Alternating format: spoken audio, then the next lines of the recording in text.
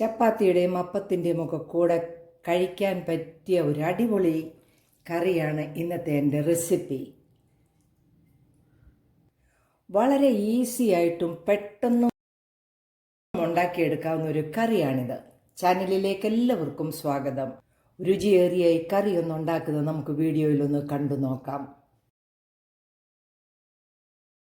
അതിനായിട്ട് ഞാനൊരു പാൻ അടുപ്പത്ത് വെച്ചിട്ടുണ്ട്. ഇതിലേക്കൊരു 2 ടേബിൾ സ്പൂൺ വെളിച്ചെണ്ണ ഒഴിച്ചു കൊടുക്കാം.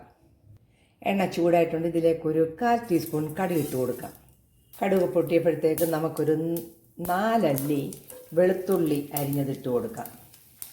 കൂടെ തന്നെ ഒരു 3 പച്ചമുളക് വട്ടത്തിൽ അരിഞ്ഞതിട്ട് കൊടുക്കാം. 2 തണ്ട് കറിവേപ്പില ഇട്ട് കൊടുക്കാം. വഴറ്റി കൊടുക്കാം.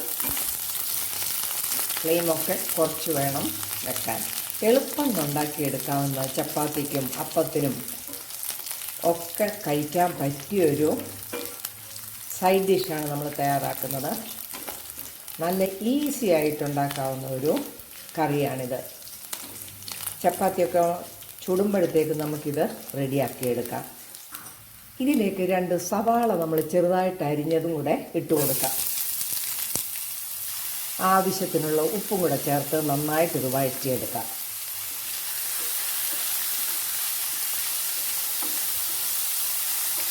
ഇതിലേക്കൊരു 1/4 ടീസ്പൂൺ മഞ്ഞൾപ്പൊടിയും കൂടെ ചേർത്ത് കൊടുക്കുക.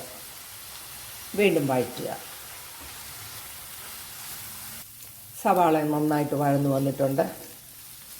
ഇതിലേക്കൊരു 1/2 ടീസ്പൂൺ പെരിഞ്ജീരകം പൊടിച്ചതും കൂടെ ഇട്ട് കൊടുക്കാം.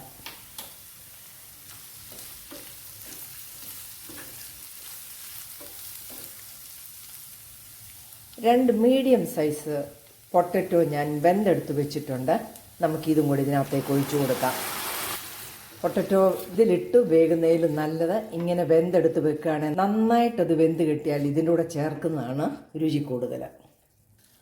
വഴറ്റി കൊടുക്കാം. ഇതിലേക്ക് 2 ടേബിൾ സ്പൂൺ കടലമാവ് ഞാനൊന്ന് കലക്കിയെടുത്തിട്ടുണ്ട്. ഈ പരുവത്തിലിരിക്കണം അതിൻ്റെ വെള്ളവും കൺസിസ്റ്റൻസിയൊക്കെ. ഇത് നമുക്കിതിലേക്ക് ഒഴിച്ചു കൊടുക്കാം. ഫ്ലെയിം കുറച്ച് വെച്ച് വേണം ഇതെല്ലാം ചെയ്യാൻ, ഇല്ലെങ്കിൽ എളുപ്പം അത് അടിയിൽ പിടിക്കും. ഒന്ന് ഇളക്കി കൊടുക്കാം.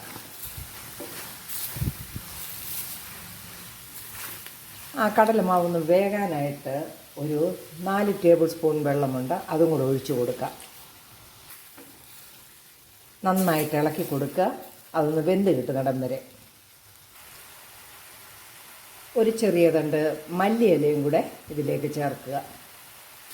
അതെല്ലാം കൂടെ നന്നായിട്ടൊന്നും കൂടെ ഇളക്കി കൊടുക്കാം. അങ്ങനെ അപ്പത്തിനും ചപ്പാത്തിക്കും ഒക്കെ കൂടെ കഴിക്കാൻ പറ്റിയ ഒരു കറിയാണ് നമ്മൾ റെഡിയാക്കി എടുത്തിരിക്കുന്നത്. വളരെ ഈസി ആയിട്ട് ഉണ്ടാക്കിയെടുക്കാവുന്ന ഒരു കറിയാണിത്. എല്ലാവരും ഇതൊന്ന് ട്രൈ ചെയ്ത് നോക്കണം. ഇഷ്ടമായാൽ ചാനൽ ലൈക്ക് ചെയ്ത് സപ്പോർട്ട് ചെയ്യാൻ മറക്കല്ലേ. നാളെ നല്ല വീഡിയോയുമായിട്ട് വരുന്നത് വരെ ബൈ.